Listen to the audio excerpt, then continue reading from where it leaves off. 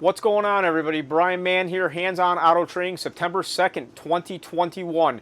Guys, I'm a little bit pressed for time right now, so here's what we're going to do. I worked on a 2017 Ford Escape today. It was a pretty interesting one. This was a parasitic draw.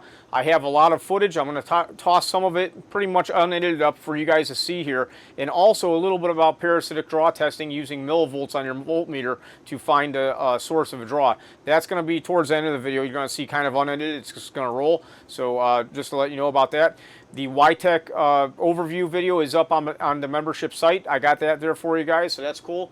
Also, today I worked on a 2016 Honda Odyssey, just an update for a transmission control module. Super easy. Arthur, I apologize, I did not record it, but I did do that job.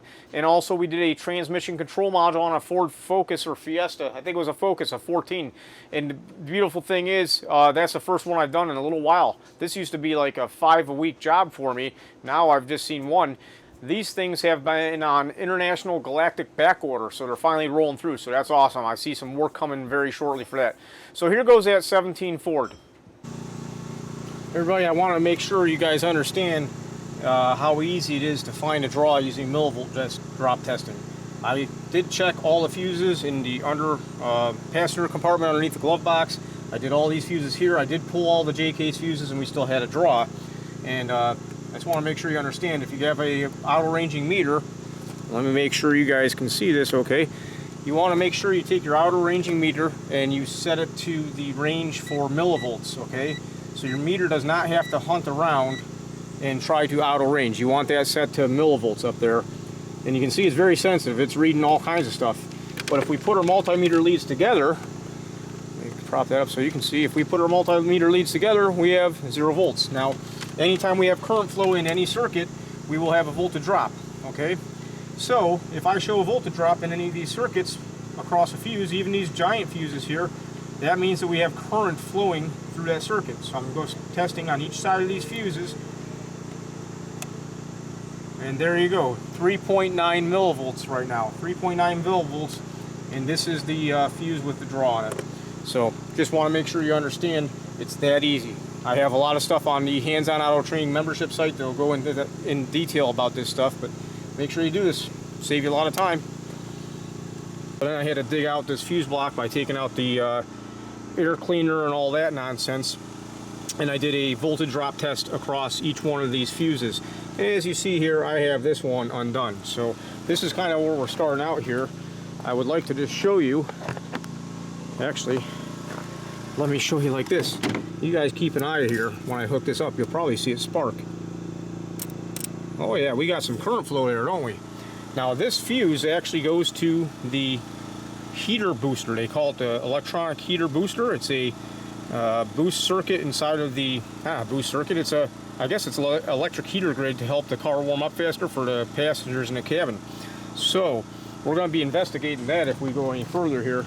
It looks like that's going to be a project in itself to get into that thing. So we've got that set up. Let me go ahead and put that up to 200. Hopefully the battery don't get dead in this. I'm going to zero this bad boy out. And let's just put this across here. So we want the arrow to go with conventional current flow. So we're going to point this way away from the battery. Alright, there we go. So we got that on there.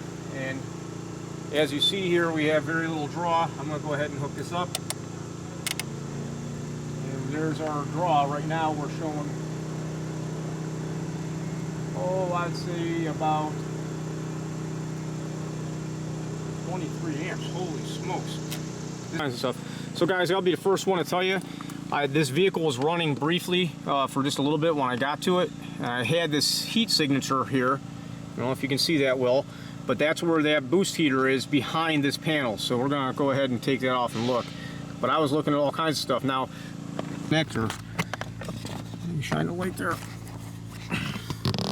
With that yellow and blue connector disconnected for heater controls, we still have the draw. And the big fat purple wire next to the black wire in the black and white connectors, that's the heater booster. It goes in there. So 3.7 hours to get to that bad boy. To do it is what the book time calls for. So with this disconnected, this blue and yellow, they are the control circuits for this system. With it disconnected, we still have a draw. So I'll be the first one to tell you, I have not had a heater circuit malfunction in one of these vehicles yet. A lot of these newer vehicles are starting to have a electric heater grid to help the cabin heat up faster. First time I seen a problem here, it was pretty cool to get the chance to mess around with this. Now I'll be the first one to tell you, I don't know how this system works. Under description and operation, I poked around a little while and looked around at different sources of information. I didn't find a lot to tell us how this works. You see here that we have that 80 amp mega fuse, and that is that big purple wire that goes right to this heater grid.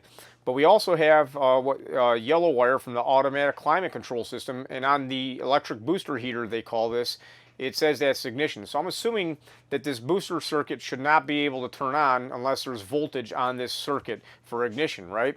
That's my assumption. I hope that doesn't make you know what happens when you assume out of me. Also, with this connector disconnected, we don't have a signal from our body control module. The body control module sends out some sort of pulse width modulated signal to this heater booster. Now, I wish I would have taken more time to scope those things out. I probably should have, but you know how it is sometimes. So I hope you guys find this type of information useful. Sorry about the very unedited video. I just tossed it up there. I got a lot of footage like that. If you guys think that's okay, I'll throw it up there for you. I hope everybody has a great day. I got to roll. Bye-bye.